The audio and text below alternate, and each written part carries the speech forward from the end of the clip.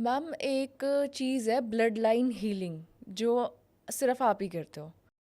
तो पहले तो आप ये बता दो कि ब्लड लाइन हीलिंग क्या होती है और वो ऐसा क्यों है कि सिर्फ आप ही करते हो, अभी और कोई नहीं करता है। आई ब्लेस्ड विद दिस। माँ काली ने वो ब्लेसिंग्स दी हैं, ठीक है। जो तरीका है ना मेरा, वो और किसी के पास नहीं है, और कोई नहीं करता। ब्लड लाइन हीलिंग होती क्या है?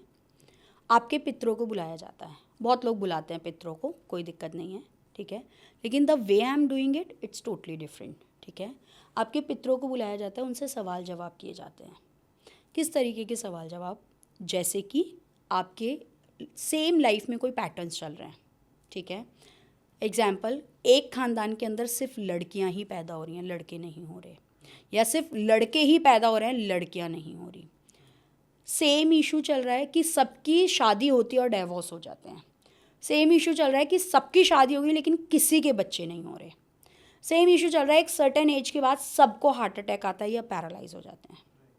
These are the your DNA. ये आपके डीएनए है, आपकी ब्लड लाइन में, आपके खून में वो चलते आ रहे हैं आपके पितरों से।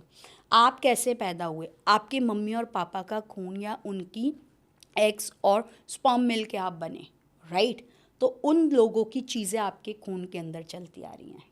तो वो चीज़ें भी, वो परेशानियां भी, वो कर्ज भी मिलेंगे आपको जो उनके साथ थे। वो ब्लेसिंग्स भी मिलेंगी आपके पितरों से जो उनके साथ थी। कई बार होता है कि हमें सिर्फ कर्ज और ब्लेसिंग्स नहीं मिलती हैं, ठीक है, ये अलग पार्ट हो जाता है। दूसरी चीज़ होती है कि हमारे पितृ जो होते हैं, हमारे यहाँ हिंदुओं में, धर्म में देखा जाता है कि जैसे ही डेथ हो जाती है, डेथ के बाद 12वां 13वां सबका अलग अलग होता है, वो करते हैं। उसके बाद हम बरसी करते हैं 1 साल की, ठीक है, छमाई भी करते हैं, श्राद्ध भी करते हैं। जब आपके पितरों की कोई अतृप्ति रह गई तो वो पितृ प्रेत योनि में चले जाते हैं। पितरों की 2 योनि होती है, पहली मोक्ष, दूसरी प्रेत योनि। अगर वो मोक्ष में चले गए तो वो आपको ब्लेसिंग्स देंगे, आपको चीज़ें देंगे, अबंडेंस देंगे। अगर वो प्रेत योनि में चले गए तो उनसे रिलेटेड कर्स, उनसे रिलेटेड जो प्रॉब्लम है वो आपको देखने को मिलेंगी। और ये मैम कैसे डिसाइड होता है कि कौन मोक्ष में जा रहा है और कौन प्रेत योनि वो में? खुद बताते हैं अपने आप, आपके पितृ। मैंने आपको अभी वो दिखाया था ना, जो पितरों वाली वीडियो दिखाई हाँ थी, उसके हाँ। अंदर उनके 5 पितृ प्रेत योनि में थे। और कैसे? बहुत बड़ी बड़ी एज के, ठीक है, ये नहीं कि एक जनरेशन का, 4 4 5 5 जनरेशन के, क्योंकि उनका कुछ हुआ ही नहीं ना, प्रेत योनि में चले गए तो वो चल रहे हैं, उनको मोक्ष ही नहीं मिला है। मैं ये पूछ रही थी कि जैसे जो मर गए वो अब मोक्ष पे जा रहे हैं या प्रेत योनि में, वो हमारी गलती की वजह से होता है हमारी गलती की वजह से। जिन्होंने उनके क्रियाकर्म और संस्कार किया। यस, हमारी गलती की वजह से। दूसरा एग्जाम्पल बताती हूँ। एक क्लाइंट, इन्होंने रीडिंग बुक करी, कहते हैं मेरा बच्चा, ब्लड लाइन हीलिंग थी इनकी सीधे, मेरा बच्चा एक सर्टेन एज तक बहुत अच्छा बोल रहा था, बोलने के एक उस एज के बाद आके इसकी बोलना बंद हो गया। उसने बोलना ही बंद कर दिया और कोई प्रॉब्लम नहीं है बच्चे में, उसकी आवाज़ चली गई। देन इनकी ब्लड लाइन हीलिंग की, जैसे ही आँख बंद की, मैंने देखा कि एक कोई 10 साल की एज का कोई बच्चा है, वो सामने बैठा हुआ है, वो अपना गला दबा रहा है बार बार, और वो बोल रहा है कि मैं बोल नहीं पा रहा। मतलब इस तरीके से उसका एक्शन था कि वो कुछ एक्सप्रेस करने की कोशिश कर रहा है लेकिन एक्सप्रेस नहीं कर पा रहा।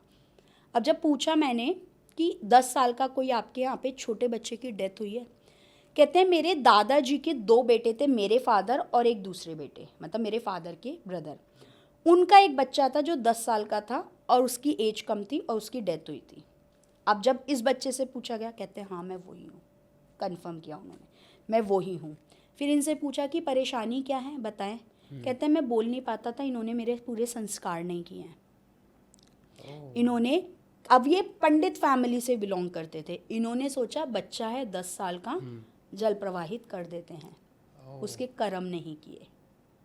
अब वो चला गया प्रेत योनि में।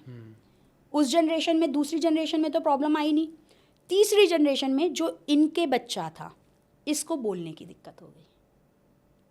फिर उनसे पूछा, मेरी ब्लड लाइन हीलिंग में मैं पितरों से ही पूछती हूँ, आप उपाय बताओ, 100% बताओ जो काम करेंगे। खुद ही बता देते हैं। खुद ही बताते हैं। और ये ऐसा नहीं है कि एक ही बार, मेरे क्लाइंट्स ऐसे भी हैं ब्लड लाइन हीलिंग के जो रिपीट पे लेते हैं मेरे से ब्लड लाइन हीलिंग, कि मेरा ये काम हो गया, मेरे पितरों ने किया, उनका धन्यवाद, मैं और पूछना चाहता हूँ। फिर उन्होंने रेमेडी बताई इस बच्चे के लिए, अभी उनकी चल रही है वो रेमेडी, उनको वो करनी है। तो मैम मतलब हीलिंग्स में जितने भी हमारे पितर हैं, चाहे वो देव योनि में हैं या वो प्रेत योनि में, योनि वो में। हेल्प करते थे। बिल्कुल बिल्कुल करते हैं, क्योंकि वो भी तो अटके हुए हैं ना, जो प्रेत योनि में है वो भी तो अटके हैं, उन्हें भी तो मोक्ष चाहिए। वो भी कब तक बीच में अटके रहेंगे, ना वो ऊपर जा रहे हैं ना वो नीचे आ रहे हैं, उन्हें भी तो मोक्ष चाहिए होता है। तो प्रेत योनि से उनको निकाला जाता है और उनको निकाल के फिर आगे उनको मोक्ष की तरफ बढ़ाया जाता है। कर्स भी मिलते हैं आपको अपने पितरों से, ब्लेसिंग्स अगर वो आके दे के जाते हैं तो वो कर्स भी बताते हैं कि आपकी लाइफ का ये कर्स था, इस वजह से ये प्रॉब्लम हो रही है। एक क्लाइंट, इनके यहाँ पे प्रॉब्लम क्या थी, सबको पाइल्स की प्रॉब्लम हो रही थी। ओह। फैमिली में जितने मेंबर सबको पाइल्स की प्रॉब्लम, कोई बंदा ठीक नहीं, विदाउट एनी रीज़न 4 साल के बच्चे को पाइल्स हो गई। 4 कैन यू साल के इमेजिन? बच्चे को? 4, उसको क्या ही पता, वो क्या हम बोल देंगे कि इसको कॉन्स्टिपेशन की दिक्कत है, इसका सिटिंग लॉन्ग आवर्स हैं, क्या है ना, सुनने में बहुत अजीब लगता है। अब पूछा गया, इनके पितरों के पास गए, वहाँ पे पूछा, उन्होंने बताया कि ये जो पितर हैं, इन्होंने बताया, जो आए थे, इन्होंने बोला कि भैया इन्होंने क्या किया, जब इनके यहाँ पे सामान होता, उनकी कोई जर्नल स्टोर टाइप नहीं होता जैसे, वो था, जो सामान होता था ना, ये लोग इसमें बहुत मिलावट करते थे, अरे बहुत मिलावट करते थे, तो इनको कभी भी हजम नहीं हो पाएगा, ये पेट भर के खा नहीं पाएंगे कभी भी। वो कर्स फीमेल ने दिया था उनको, समझ रहे हैं कि आपकी खुद के अच्छे खासा खानदान है, आपके घर पे अनाज की दुकान है, लेकिन आप पेट भर के खा नहीं सकते हो। क्यों? क्योंकि जब खाओगे तो मोशन पास करने जाना पड़ेगा, और जब मोशन पास करोगे तो प्रॉब्लम होगी। और ये चीज़ हीलिंग में उनके पितरों ने आके आपको पितरों ने आके बताई। मैं हर किसी के पितरों से ना एक कंफर्मेशन लेती हूँ, ऐसी कोई बात बताओ जिससे मेरे को कंफर्म हो या इनको कंफर्म हो कि आप इन्हीं के घर के पितर हो, राइट। अब एक की हीलिंग कर रही थी, इनके यहाँ पे, ये थी कहाँ की, साउथ की, ठीक है, साउथ की थी, केरला या फिर शायद कर्नाटका से थी ये इनकी हीलिंग कर रही हूँ, हीलिंग करते करते इनके पितरों ने बहुत कुछ बता दिया, बात करी, आंख बंद करी, एक फीमेल मुझे देखी जिन्होंने मराठी साड़ी नहीं होती, लांग वाली धोती जिसे हम कहते हैं, इन्होंने ये पहन रखी, इनकी स्किन बहुत ज़्यादा ऐसी थी, और ये ना कुछ पी रही थी। अच्छा। तो मैंने इनसे पूछा, मैंने कहा do you have any ancestor from the Maharashtra और समथिंग? कहती है नहीं, क्यों?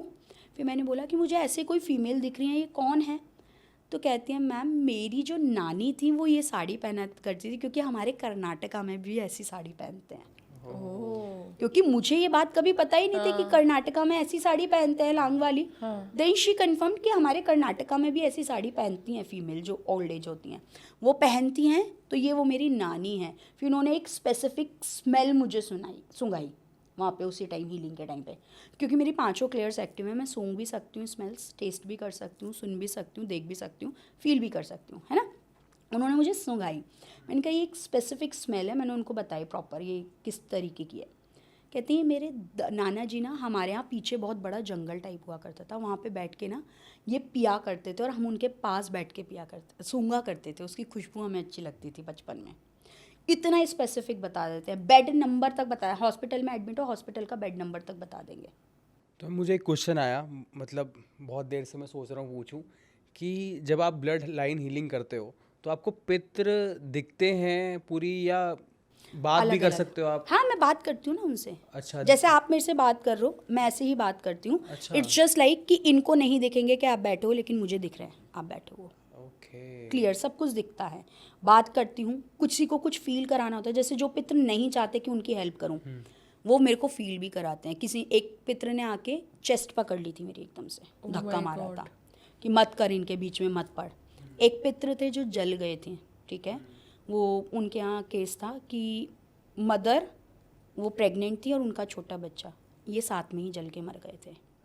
तो वो आई थी बहुत गुस्से में, मेरे को बोल रही थी मत कर, इन्होंने मेरा कुछ नहीं किया, इनका ख़ानदान बर्बाद कर दूँगी, ये मत कर इनके लिए। फिर उनसे पूछा गया, फिर माफ़ी मंगवाई गई, क्योंकि पितरों में मैं क्षमा प्रार्थना भी करवाती हूँ, ठीक है, पितृ हीलिंग जो होती है, ब्लड लाइन हीलिंग, उसमें क्षमा प्रार्थना भी करवाती हूँ कि भूल चूक में जो हुआ, जाने अनजाने में जो हुआ, उसको आप क्षमा करें, है ना। तो पितृ आपको बहुत कुछ दे सकते हैं, दिखा सकते हैं, बता सकते हैं, ये डिपेंड करता है।